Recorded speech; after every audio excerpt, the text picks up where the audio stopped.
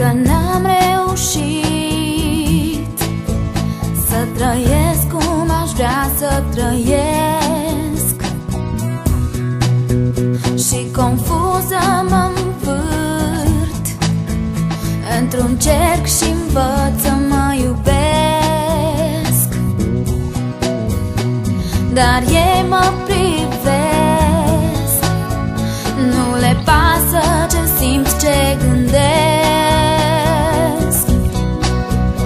Orice pas vreau să fac e urmărit și apoi judecat.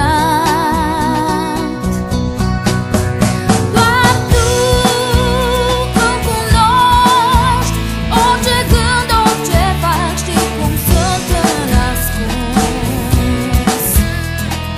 Dragostea ta mă înfășoară, cu ea mă hrănesc să pot să iubesc.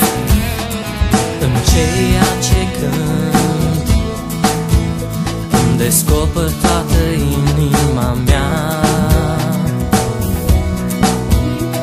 iar tu care asculți, vulnerabil sunt în fața ta.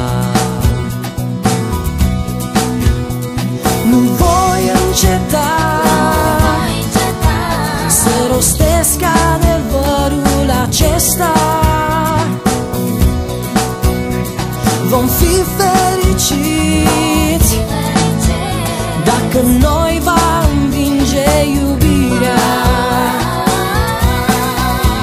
Doar tu îmi cunoști orice gând, orice faci, știi cum sunt în ascuns.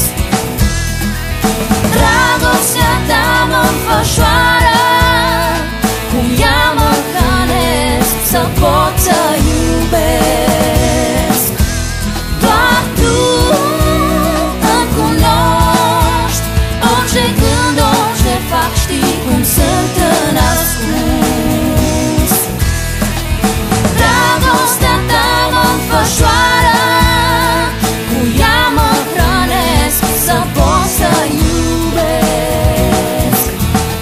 Când ești jos, unii trec peste tine călcând, vrei să te ridici, dau cu tine de pământ. Nu uita cine ești, nu uita ce poți fi. Fii ferm și să fii ca un zid, stai drept. Când în tine se izbesc, stai drept. Poate așa se trezesc, stai drept.